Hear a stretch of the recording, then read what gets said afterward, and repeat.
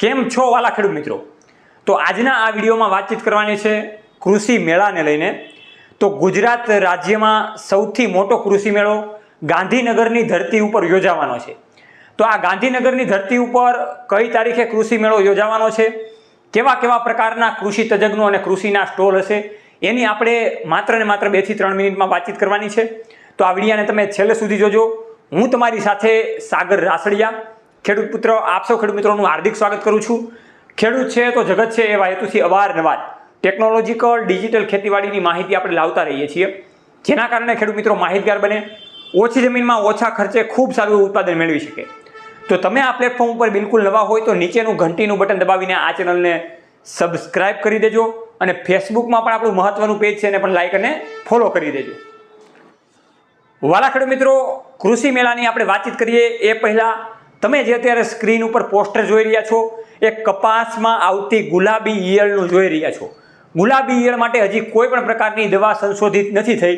તો આપણા ગુજરાત રાજ્યમાં સૌથી પહેલીવાર એક પેટન્ટ ટેકનોલોજી આવી છે, જે કોલગેટ જેવી ટ્યુબ આવે છે। આ ટ્યુબને 40, 45, 50 દિવસનો જ્યારે કપાસ થાય ત્યારે લગાડવાથી ખૂબ સારો એવો ફાયદો થાય છે અને ગુલાબી ઈયળ ઉત્પન્ન નથી થતી એવું પણ જાણવા મળી રહ્યું છે। તો આના વિશે આ ટ્યુબ કઈ રીતે મંગાવી, કઈ રીતે કામકાજ કરશે, એની માહિતી મેળવવા માટે નીચેના જે 2 કોન્ટેક્ટ નંબર છે એમાં તમે ડાયરેક્ટ કોલ કરીને વાર્તાલાપ કરી શકો છો। તો ઘણા બધા ખેડૂત મિત્રો ટેકનિકલ રીતે ખેતીમાં આગળ વધતા હોય છે અને ટેકનિકલ રીતે ખેતીમાં આગળ વધીને ખૂબ સારું એવું ઉત્પાદન મેળવતા હોય છે। તો એની સાથે ઘણા બધા ખેડૂત મિત્રો એવા ઇનોવેટિવ કાર્યમાં પણ જોડાતા હોય છે।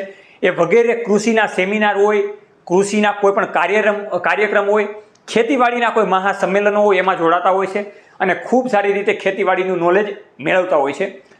તો એવી રીતે ખેડૂત મિત્રો કૃષિ મેળાનું જો નામ આવે તો આપણને અંદરથી વધારે ખુશી થાય અને કૃષિ મેળામાં આપણે જઈએ એવું આપણને લાગે।